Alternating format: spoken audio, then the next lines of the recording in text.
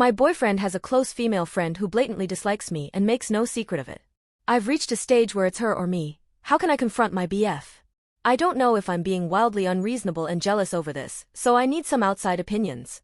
I, 29F, have been with my BF, 30M, for 3 years, and we share an apartment. He has a female friend Nell, 34F, and they were friends for years before I came along. I had no issue with their closeness. I have male friends and knew I'd be a hypocrite to leap to judgments, but at this point I feel I'm justified in thinking the way I do about her. The first time I met her, it was extremely obvious Nell didn't like me.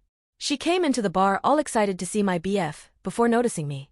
Her entire demeanor changed. She shook my hand and dug her nails into my skin, before ignoring me the rest of the night. She even seemed upset at one point that I took the seat beside my BF and quietly left halfway through the evening without saying goodbye.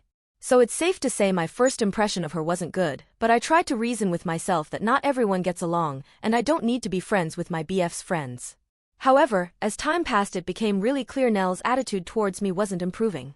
She had a way of openly mocking me in front of groups of people, making side comments or loudly joking about my voice or appearance.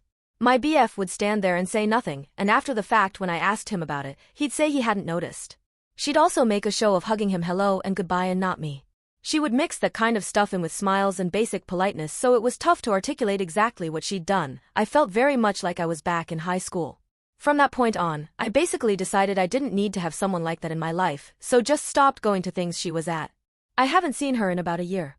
My BF still sees her regularly and they text often. I'm now at the stage where I fully believe they've either dated in the past or have something going on now. I've tried gently bringing this up, but he denies they ever dated and makes me feel like I'm being jealous and bitter by asking. I end up suppressing those feelings, before something brings them up again. I've reached the end of my tether with it. The final straw for me came the other day, when my BF left his phone open and I saw a text exchange between the two. Nell had sent him a heart emoji, and my BF had written something about how he was thinking of her. I know I should have said something then and there, but I felt numb and decided to go to bed. I'm trying to work out how to handle this. Is it possible nothing's going on here? It's something I've tried arguing in my head, but then something else pops up that makes me doubt it. Maybe friends do just send hearts, and I'm making this up because I don't care for Nell? I don't want that to be the case. I'm basically at a point where I feel he either has to tell me the truth and restrict contact with Nell, or else I don't feel like I can maintain the relationship. I feel constantly disrespected, and I want something to change but don't know how to go about it. Any advice would be so welcomed. Update. First, I'd like to sincerely thank everyone for the kind comments. I didn't expect so many responses and I appreciate them all. I wanted to provide everyone with an update, because a lot has happened. A few days ago, after a lot of tearful soul-searching, I decided the best thing for me would be to walk away from the relationship. I sat my BF down and talked to him about it. I explained that I always felt like the third wheel in my own relationship, and that for my own happiness, I didn't want to be in a relationship that made me feel that way anymore. I gave examples to him that I did in my original post, such as his lack of boundaries with Nell, and his disinterest in standing up for me whenever she mocked me. I also said my trust in him had been eroded to the point where I felt unsure of what I really was to him. I told him I still cared about him and wanted him to be happy, but that I wanted to be happy too.